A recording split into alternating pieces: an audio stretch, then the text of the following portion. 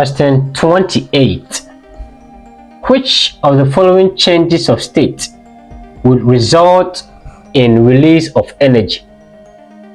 A. H2O solid goes into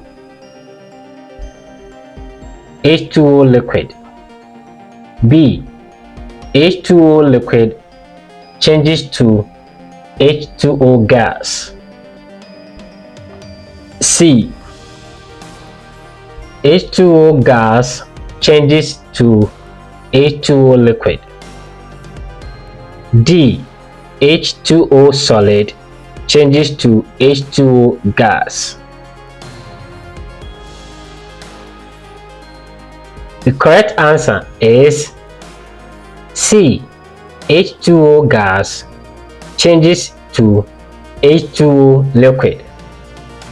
Explanation: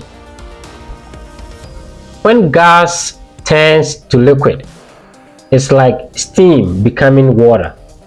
Energy is released. It is the opposite of boiling.